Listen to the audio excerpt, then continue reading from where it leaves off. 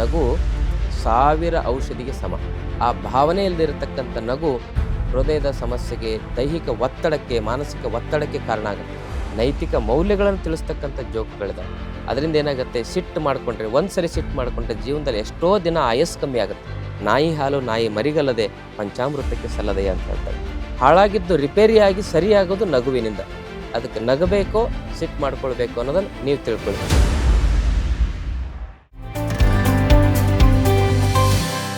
ಶ್ರೀ ಗುರು ಬಸವಲಿಂಗಾಯ ನಮಃ. ಓಂ ನಮಃ ಶಿವಾಯ. ಸರ್ವರಿಗೂ ಭಕ್ತಿಯ ಶರಣಾರ್ಥಿ.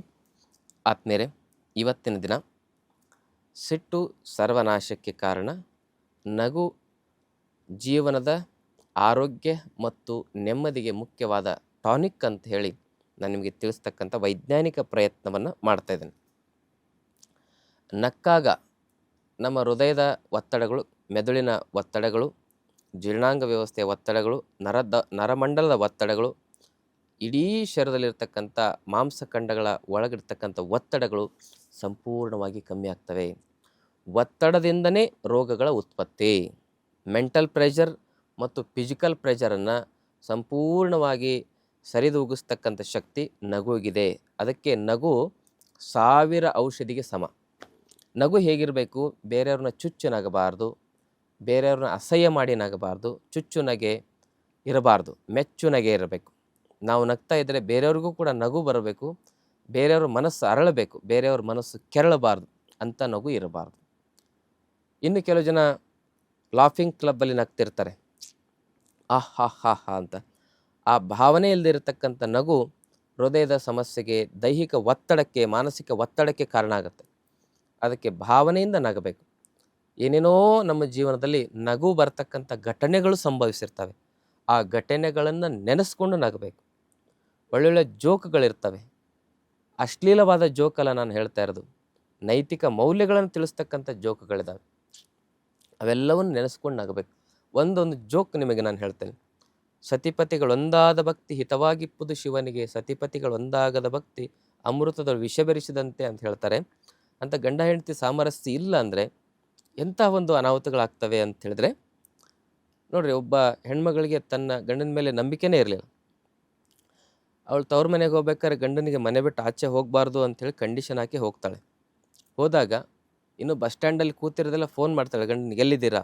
ಮನೆಯಲ್ಲೇ ಇದ್ದೀನಿ. ಹಾಗಾದ್ರೆ ಮನೇಲಿ ಇದ್ದೀನಿ ಅನ್ನೋದಕ್ಕೆ ಏನು ಗ್ಯಾರಂಟಿ? ಮಿಕ್ಸರ್ ಸ್ಟಾರ್ಟ್ ಮಾಡಿರಿ ಅಂತ ಹೇಳ್ತಾಳೆ. ಮಿಕ್ಸರ್ ಚಲೋ ಮಾಡ್ತಾನೆ, ಮನೆಯಲ್ಲೇ ಇದ್ದೀರಿ ಅಂಥೇಳಿ ಮತ್ತೆ ತವ್ರ ಮನೆಗೆ ಹೋಗಿ ಪ್ರತಿದಿನ ಒಂದು ದಿನಕ್ಕೆ ಒಂದು 10 ಸರಿ ತನ್ನ ಗಂಡನಿಗೆ ಫೋನ್ ಮಾಡ್ತಾಳೆ ಅಮ್ಮ. ಎಲ್ಲಿದ್ದೀರಿ ಅಂತ ಕೇಳೋದು, ಮನೇಲಿದ್ದೀನಿ ಅಂತ ಆತ ಹೇಳೋದು, ಹಾಗಿದ್ರೆ ಮಿಕ್ಸರ್ ಸ್ಟಾರ್ಟ್ ಮಾಡಿ ಅಂತ ಕೇಳೋದು, ಆತ ಮತ್ತೆ ಮಿಕ್ಸರ್ ಶುರು ಮಾಡೋದು. ಆ ಗಿರ್ ಅಂತ ಶಬ್ದ ಕೇಳಿ ಹಾಂ ಅಂತ ಹೇಳ್ಬಿಟ್ಟು ಮತ್ತೆ ಫೋನ್ ಕಟ್ ಮಾಡೋದು. ಹೀಗೆ 15 ದಿವಸದವರೆಗೂ ತವ್ರ ಮನೇಲಿ ಇರ್ತಾಳೆ. ಪ್ರತಿದಿನಕ್ಕೆ ಒಂದು 10-20 ಸರಿನಾದರೂ ಆ ಅಮ್ಮ ಫೋನ್ ಮಾಡಿ ಗಂಡನಿಗೆ ಮಿಕ್ಸರ್ ಶುರು ಮಾಡೋಂತ ಕೇಳೋದು, ಆತ ಮಿಕ್ಸರ್ ಶುರು ಮಾಡೋದು. ಇದೇ ರಗಳೆ ನಡೆದಿರ್ತದೆ. 15 ದಿನದ ನಂತರ ಏನು ಆ ತಾಯಿ ಮನೆಗೆ ಬರ್ತಾಳೆ. ಮನೆಗೆ ಬಂದಾಗ ಮನೆ ಬೀಗ ಹಾಕಿರುತ್ತೆ. ಅವಾಗ ಗಾಬರಿ ಆಗುತ್ತೆ, ಆಶ್ಚರ್ಯ ಆಗುತ್ತೆ. ಪಕ್ಕದ ಮನೆಯವ್ರನ್ನ ಕೇಳ್ತಾಳೆ, ನಮ್ಮ ಯಜಮಾನ್ರು ಎಲ್ಲಿದ್ದಾರೆ ಅಂತ ಕೇಳ್ತಾಳೆ. ನೀನು ಆ ಕಡೆಗೆ ಹೋದಾಗ ಆ ಮಿಕ್ಸರ್ ತೊಗೊಂಡು ಹೋದೋ ನೀನು ವಾಪಸ್ ಬಂದೇ ಇಲ್ಲ ಅಂತ ಹೇಳ್ತಾರೆ ಅಮ್ಮ. ಅಂದರೆ ಎಷ್ಟು ಈ ನಂಬಿಕೆ ಪರಸ್ಪರ ಇಲ್ಲದಿದ್ದರೆ ಎಷ್ಟು ಅನಾಹುತಗಳಾಗ್ತವೆ ನೋಡ್ರಿ. ಸ್ವಾರ್ಥ ಇರಬಾರ್ದು. ಪತಿ ಪತ್ನಿಯರಲ್ಲಿ ಸ್ವಾರ್ಥ ಇಲ್ಲಾಂದರೆ ಮಕ್ಕಳು ಕೂಡ ನಿಸ್ವಾರ್ಥ ಭಾವದಲ್ಲಿ ಬೆಳೀತಾರೆ. ಸ್ವಾರ್ಥವನ್ನು ನಮ್ಮ ಮಕ್ಕಳಿಗೆ ನಾವೇ ಕಲಿಸ್ತೇವೆ. ಒಂದಿಬ್ಬರು ಗಂಡ ಹೆಂಡತಿ ಒಬ್ಬಟ್ಟು ಮಾಡ್ಕೊಂಡು ತಿಂತಿದ್ರಂತೆ. ಆ ಒಬ್ಬಟ್ಟು ಮಾಡ್ಕೊಂಡು ತಿನ್ನಬೇಕಾದ್ರೆ ಅವ್ರಿಗೆ ಸ್ವಾರ್ಥ, ಬೇರೆ ಯಾರಿಗೆ ಕೊಡಬಾರ್ದನ್ನ ಸ್ವಾರ್ಥ. ತಿನ್ನೋ ಸಂದರ್ಭದಲ್ಲಿ ಯಾರೋ ಬಂದುಬಿಡ್ತಾರೆ. ಅವಾಗ ಆತ ಏನಂತಾನೆ, ಅಯ್ಯೋ ಅವ್ರಿಗೆ ಕೊಡಬೇಕಾಗತ್ತೆ, ನಾನೇನು ಮಾಡ್ತೀನಿ, ಜ್ವರ ಬಂದವ್ರ ಥರ ನರಳಾಡ್ತೀನಿ, ನೀನು ಬಾಯಿ ಬಡ್ಕೊ, ಆಮೇಲೆ ಅವ್ರು ವಾಪಸ್ ಹೋದ್ಮೇಲೆ ನಾವು ಈ ಒಬ್ಬಟ್ಟನ್ನಂದ್ರೆ ನಮ್ಮ ಕಡೆ ಹೋಳಿಗೆ ಅಂತ ಕರೀತಾರೆ, ಅದಕ್ಕೆ ಅಂತ ತಿನ್ನೋಣ ಅಂಥೇಳಿ ಅಂತಾನೆ. ಅವಾಗ ಮುಚ್ಚಿಟ್ಟು ಬರೋಕ್ಕೆ ಹೆಂಡತಿ ಕಳಿಸ್ತಾನೆ. ಅವೆಲ್ಲ ತೊಗೊಂಡೋಗಿ ಅಡುಗೆ ಮನೇಲಿ ಮುಚ್ಚಿಟ್ಟು ಬರ್ತಾಳೆ ಅಮ್ಮ. ಬಾಗಿಲು ತೆಗೆದು ಬಾಯಿ ಬಡ್ಕೊಳ್ತಾನೆ, ಬಾಗಿಲು ತೆಗಿತಾಳೆ. ಅಯ್ಯೋ ನಮ್ಮ ಯಜಮಾನರಿಗೆ ವಿಪರೀತ ಜ್ವರ, ಹಾಗೆ ನೋವು ಅಂತ ಹೇಳ್ಬಿಟ್ಟು ಅವನು ಒದ್ದಾಡ್ತಾ ಇರ್ತಾನೆ. ಈ ಅಮ್ಮನೂ ಬಾಯಿ ಬಡ್ಕೊತಾರೆ.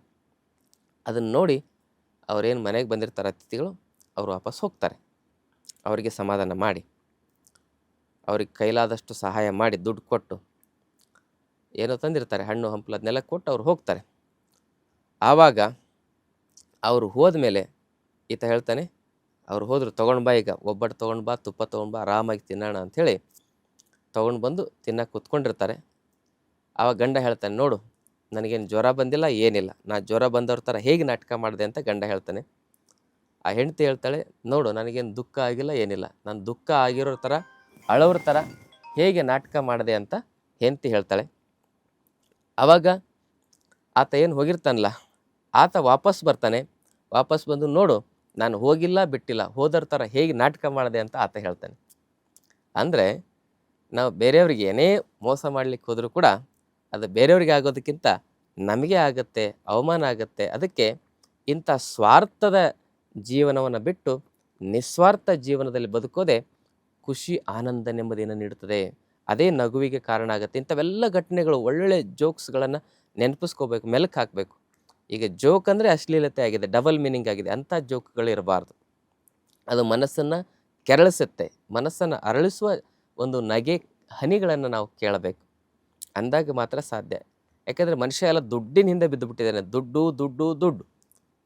ಎಷ್ಟು ದುಡ್ಡು ಅಂದರೆ ಸಾಯೋವರೆಗೂ ಕೂಡ ದುಡ್ಡಿನ ವ್ಯಾಮೋಹ ಹೋಗೋದಿಲ್ಲ. ಒಬ್ಬ ಮನುಷ್ಯ ನೀರಲ್ಲಿ ಮುಳುಗಿ ಮುಳುಗಿ ಸಾಯ್ತಾ ಇರ್ತಾನೆ.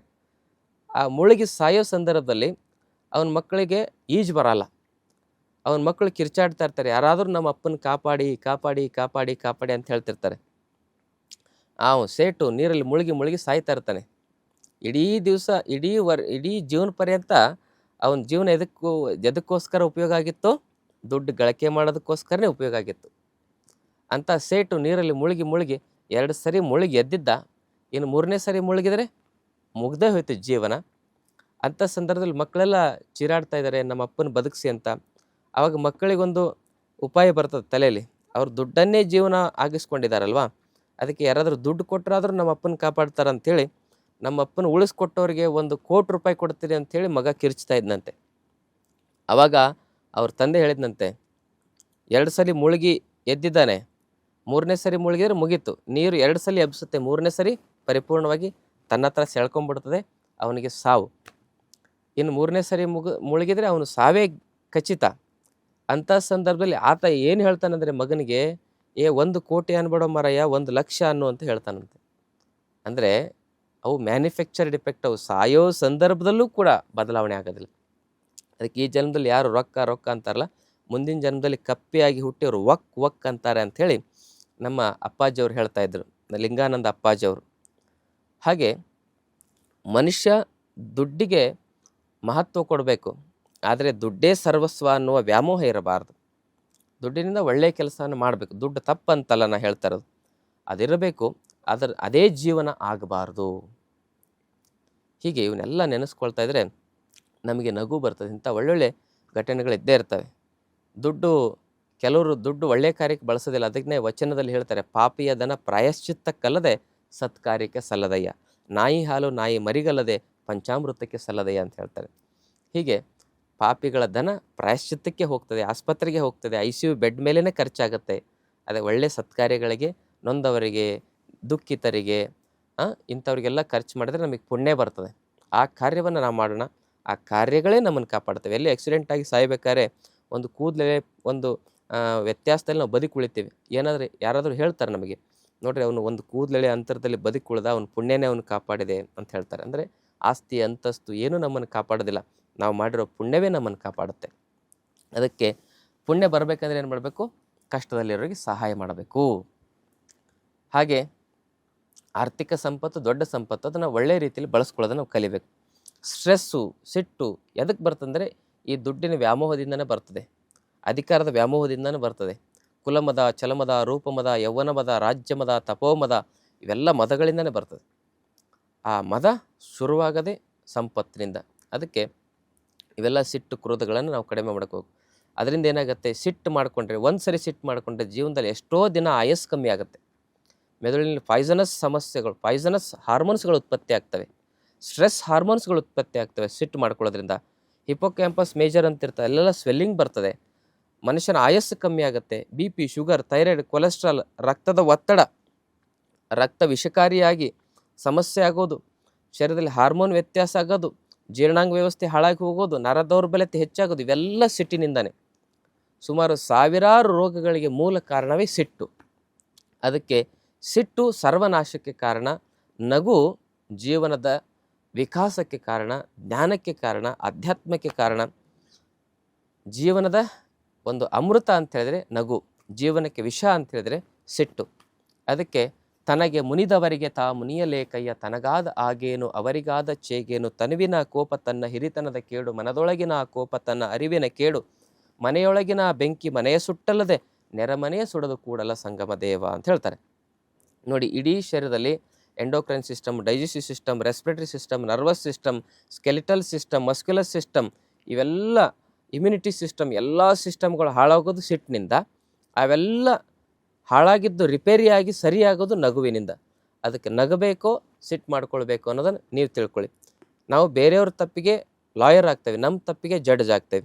ಅದಕ್ಕೆ ಬೇರೆಯವ್ರ ತಪ್ಪಿಗೆ ಸಿಟ್ಟು ಮಾಡ್ಕೊಳ್ಳೋದಕ್ಕಿಂತ ಇಡೀ ನಮ್ಮ ಜೀವನದಲ್ಲಿ ನಮ್ಮ ತಪ್ಪನ್ನೇ ಸರಿಪಡಿಸ್ಕೊಳ್ಳೋದ್ರಲ್ಲಿ ನಾವು ನಿರತರಾದರೆ ನಾವು ಜೀವನದಲ್ಲಿ ಒಳ್ಳೆ ರೀತಿ ಬದುಕ್ತೇವೆ, ಖುಷಿ ಸಂತೋಷವಾಗಿ ಬದುಕ್ತೇವೆ ಅಂತಕ್ಕಂಥ ಮಾತನ್ನು ಹೇಳ್ತಾ ಮಾಹಿತಿಯನ್ನು ಎಲ್ಲರಿಗೂ ಶೇರ್ ಮಾಡಿ. ನಮ್ಮ ಆಶ್ರಮದಲ್ಲಿ ಏಪ್ರಿಲ್ 12, 13, 14, 2026 ಈ 3 ದಿನ ಆರೋಗ್ಯ ಶಿಬಿರ ಉಚಿತವಾಗಿ ನಡೆಸ್ತಾ ಇದ್ದೇವೆ. ನಾವು ಯೋಗ ಆರೋಗ್ಯ ತರಬೇತಿ ನಾವೇ ಖುದ್ದಾಗಿ ನಿಮಗೆ ನೀಡ್ತೇವೆ. ಆಸಕ್ತಿ ಇರೋರು ಆ ಶಿಬಿರಕ್ಕೆ ಭಾಗವಹಿಸಿ. ಬರೋದಕ್ಕಿಂತ ಮೊದಲು ನಿಮ್ಮ ಹೆಸರು ನೋಂದಾಯಿಸಬೇಕು. ಯಾಕಂದರೆ ಎಷ್ಟು ಜನ ಬರ್ತೀರಿ ಅಂತ ಗೊತ್ತಾದರೆ ಅದಕ್ಕೆ ಅನುಗುಣವಾಗಿ ನಾವು ವ್ಯವಸ್ಥೆ ಮಾಡಬೇಕಾಗತ್ತೆ.